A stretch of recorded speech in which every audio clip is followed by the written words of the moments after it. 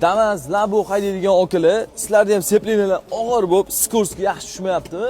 Bu narsani sizlarga ishlash prinsipini video davomida ko'rsatib o'ramiz. Seplinani bosganinglarda tros vijimnoyni itarib korzinani bosib beradi. Xuddi shu ko'rinishda. Keyin korzin diska berida pishgandan keyin uje Sikorsky g'irtillab tushadigan bo'lib qoladi.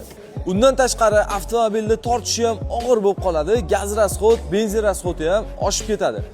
Sikorsky yaxshi tushishini, yumshoq tushishini, seplini, bosilishini sizlarga uy sharoitida bitta o'ngaykasini legirovka qilish sekretini o'rgatib qo'yaman. Ekranga yaxshilab joylashib o'rganib olinglar. Shunday egilib qarasanglar, xuddi shu joyda seplinali legirovka o'ngaykasi bor. Buni xodiga qarab 2 rezba, 3 rezba Sikorsky yaxshi tushguncha bemalol legirovka qilaverasizlar. Lifehackdan foydalanib ko'ringlar, damazi bor tanishinglarga videoni jo'natib qo'yinglar.